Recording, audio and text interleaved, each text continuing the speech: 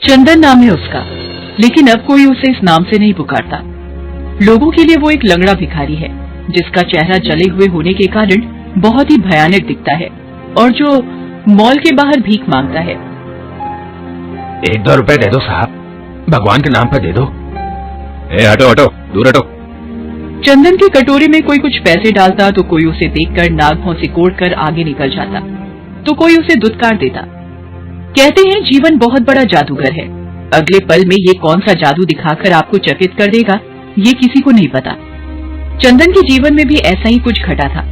आज से 1.5 साल पहले वो बिल्कुल भला चंगा था। वो एक छोटा सा खाने पीने का ढाबा चलाया करता था, लेकिन एक दिन उसकी दुकान में शॉर्ट सर्किट के कारण आग लग गई। वो बेचारा उस समय दुकान के अंदर ही था। बचाओ बचाओ, दुकान में आग लग गई है, मैं अंदर फंस गया हूँ। आग तो बुझी, लेकिन सब कुछ खाक करके चंदन का सारा सामान जलकर राख हो चुका था। उसका चेहरा और एक पैर बुरी तरह जल गया था। लोगों ने उसे अस्पताल पहुंचाया। उसकी जान तो बच गई, लेकिन उसका एक पैर खो गया। उसके चेहरे पर जलने के कई निशान बन गए। उसके दोस्तों रिश्तेदारों सबने उसका साथ छोड़ दिया। सिर्फ उसकी बूढ़ी माँ ही उसके साथ इस विपत्ति की घड़ी में थी। कई महीने इलाज में लग गए, सारी जमा पूंजी खत्म हो गई। जब अस्पताल से बाहर आया तो सब कुछ बदल गया था, लेकिन पेट तो भरना ही था, अपना भी और अपनी बीमार माँ का भी। उसने बहुत जगह काम मांगने की कोशिश की, लेकिन कोई भी उसे काम देने को तैयार नहीं हुआ। मजबूरी में वो भीख मांगने लगा। एक बार की बात है, जब वो भीख मांगकर अपनी टूटी फूटी झोपड़ी में पहुंचा तो देखा कि उसकी माँ लगातार खांसी जा रही है। खांसते खांसते उनके मुंह से खून भी निकल गया। अम्मा अम्मा, ये खून कैसे निकल गया? पता नहीं बेटा, ये खांसी तो जा ही नहीं रही है। रुक माँ, मैं खांसी की दवा लेकर आता हूँ। अरे छोड़ ना बेटा, कोई फायदा नहीं दवा का। लगता है अब मैं ज्यादा दिन नहीं बचूंगी। ऐसा मत बोल माँ, तू ही तो जीने की हिम्मत है, तेरे बिना तो सब खत्म हो जाएगा माँ। माँ के मना करने के बावजूद भी चंदन दवा लेने निकल गया। वो एक दवा की दुकान पर गया। अपनी दुकान पर एक भिखारी को घुसते हुए देखकर दुकानदार ने उसे हड़का दिया। अरे अरे अरे, यहाँ कहाँ घुसे चले आ रहे हो? ये कोई भीख मांगने की जगह है, चलो भागो यहाँ से। भैया, मैं भीख मांगने नहीं आया हूँ, मुझे दवा लेनी है। भैया, मेरी माँ को बहुत खांसी हो रही है, आज तो खांसते खांसते खून भी निकल आ रहा है। अरे तब तो उन्हें अस्पताल ले जाओ, ये तो कोई गंभीर बीमारी है। भैया, कल मैं उन्हें पास के सरकारी अस्पताल ले जाऊंगा, अभी कोई भी खांसी की दवा दे दीजिए ना। कौन सी दवा दे दूं जिससे मेरी माँ की खांसी ठीक हो जाए? भैया, दुकानदार ने चंदन की जिद पर एक दवा बोतल निकाल कर दे दी। ये लो, 50 रुपए दो। 50 रुपए? चंदन ने जेब में हाथ डाला और पैसों को एक एक करके गिनने लगा, लेकिन वो 15 रुपए ही थे। भैया, मेरे पास तो 15 रुपए ही है, अभी मुझे ये दवा दे दो ना, बाकी के पैसे मैं कल दे दूंगा। क्यों, कल तेरी लॉटरी लग जाएगी क्या अभी भिखारी? चल चल, बहुत देखे तेरे जैसे। मैं यहाँ धंधा करने बैठा हूँ, मुफ्त में दवा बांटने के लिए नहीं बैठा। पहले पैसा लाओ फिर दवा ले जाओ। चलो भाग यहाँ से, जाने कहाँ कहाँ से चले आते हैं दिमाग खराब करने। चंदन निराश होकर दुकान से निकल गया। वो पूरे रास्ते यही सोचता रहा कि इंसान के पास पैसा नहीं है तो उसकी इज्जत कोई नहीं करता। बिना पैसों के ये दुनिया नहीं चलती। एक न एक दिन लोग मंदिर से भगवान की मूर्ति भी निकाल देंगे और पैसों की पूजा करनी शुरू कर देंगे। वो अपने घर पहुंचा। उसकी माँ सो गई थी, लेकिन वो बेचारी नींद में भी खांस रही थी। उसे देखकर चंदन मन ही मन सोचने लगा, हे ईश्वर, मेरी मदद करिए, मुझसे मेरी माँ की हालत नहीं देखी जाती। मेरी मदद करिए ईश्वर, मेरी मदद करिए। अगले दिन चंदन अपनी माँ को पास के सरकारी अस्पताल लेकर गया। डॉक्टरों ने उसकी माँ की जांच की। जांच के बाद उन्होंने जो बताया उससे चंदन के पैरों के नीचे की जमीन खिसक गई। तुम्हारी माँ को फेफड़ों की गंभीर बीमारी हो गई है। अगर 1 महीने के अंदर उनका ऑपरेशन नहीं हुआ तो कुछ भी हो सकता है, और उस ऑपरेशन में लगभग 2 लाख रुपए खर्च होंगे। 2 लाख? हाँ, और वो ऑपरेशन किसी प्राइवेट अस्पताल में ही होगा। चंदन वापस लौट आया, लेकिन डॉक्टर की बात सुनकर उसके मन में बुरे बुरे ख्याल आने लगे। किसी अनहोनी की आशंका और इतने पैसों का इंतजाम कैसे होगा, ये सोच सोच कर उसका मन डूबा जा रहा था। उसे पता था कि भीख मांगकर तो 2 लाख रुपए नहीं जुटाए जा सकते, वो भी 1 महीने के अंदर।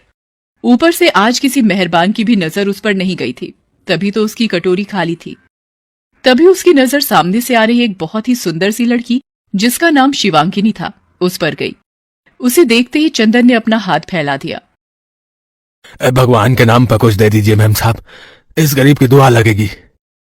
तभी उस लड़की ने 500 का नोट निकालकर उसके कटोरे में डाल दिया। अपने कटोरे में पहली बार इतने बड़े नोट को देखकर उसकी आंखें भर आई और उसके मुंह से निकला, भगवान आपकी सारी मुरादें पूरी करे। शिवांगिनी ने उसे मुस्कुरा कर देखा। तभी एक लंबी सी कार उसके पास आकर रुकी। शिवांगिनी उसमें बैठकर निकल गई।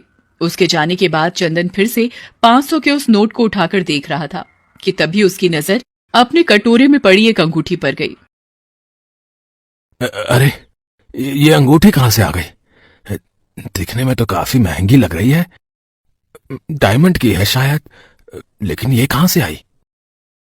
हे भगवान, कहीं कहीं अंगूठी उस मेम साहब की तो नहीं है जिसने अभी अभी 500 रुपए मुझे दिए? क्या करूं क्या करूं? कहीं ईश्वर ने ये अंगूठी मेरी मदद के लिए तो नहीं भेज दी? इसे बेचकर क्या पता मां के इलाज का खर्चा निकल आए। हाँ, मैं इसे बेच देता हूं, यही ठीक रहेगा। ये सोचकर चंदन एक सुनार के पास उस अंगूठी को लेकर गया। सुनार ने बताया कि ये तो बहुत महंगी अंगूठी है, लगभग 2.5 लाख रुपए देने के लिए भी वो तैयार हो गया। अरे इतने रुपयों में तो मां का इलाज हो जाएगा। वो ये सोच ही रहा था कि तभी उसकी अंतरात्मा ने उसे ऐसा करने से रोका। ये तो चोरी हुई ना चंदन। माना कि मां बहुत बीमार है, लेकिन इस तरह किसी की अंगूठी बेचकर मां का इलाज कराना क्या ठीक होगा? नहीं, ये अंगूठी मेरी नहीं है। मुझे उस मेम साहब को खोजकर ये अंगूठी देनी ही होगी।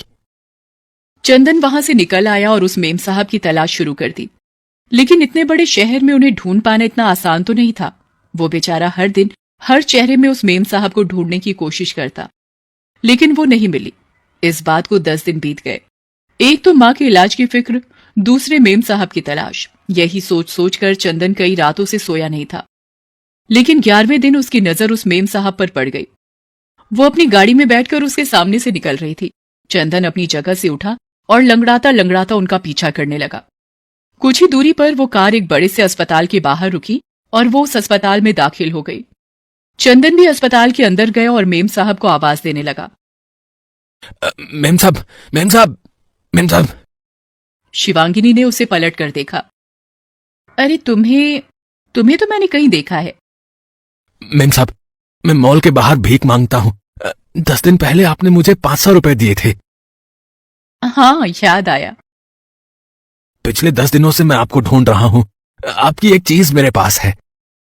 ये कहकर चंदन ने वो अंगूठी शिवांगिनी को दे दी। शिवांगिनी उसे देखकर चौंक गई। ओह माय गॉड, इस अंगूठी को ढूंढ ढूंढ कर मैं परेशान हो गई थी। तुम्हें पता है, ये मेरी स्वर्गवासी मां की अंगूठी है। उन्होंने अपनी मृत्यु के पहले ये अंगूठी मुझे दी थी। ये मेरे दिल के बहुत ही करीब है। ये तो मुझे नहीं पता मेम साहब, लेकिन इतना पता है कि यह आपकी अमानत है और इसे आपको सौंपना है। ये कहकर चंदन वहां से जाने लगा। तब शिवांगिनी ने उसे रोका। तुम्हें पता है, मैंने तो इस अंगूठी के मिलने की आस ही छोड़ दी थी, लेकिन देखो ये फिर से मेरी उंगली में है। काश सबकी किस्मत ऐसी ही हो, किसी से किसी की प्यारी चीज कभी ना खोए, और अगर खो जाए तो कोई तुम्हारी जैसा उसे वापस कर जाए। उसकी बात सुनकर चंदन फूट फूट कर रोने लगा। तब शिवांगिनी ने उसके रोने का कारण पूछा। तब चंदन ने उसे अपनी कहानी शुरू से अंत तक बताई। चंदन, तुमने मेरी मां की निशानी मुझे वापस दिलाई। तुम्हारी मां को मैं कुछ नहीं होने दूंगी। इसी अस्पताल में उनका इलाज होगा और मैं करूंगी उनका इलाज। डॉक्टर शिवांगिनी करेगी उनका इलाज। क्या कहा? आप डॉक्टर हैं? हाँ, मैं इस अस्पताल में नौकरी करती हूँ। और हाँ, आज से तुम भीख नहीं मांगोगे। मैं तुम्हें यहाँ के मालिक से कहकर काम दिलवाऊंगी। तुम इस अस्पताल में अपनी कैंटीन शुरू करो। चंदन की मां का ऑपरेशन सफलतापूर्वक हो गया। चंदन शिवांगिनी के अस्पताल में अपनी कैंटीन चलाने लगा।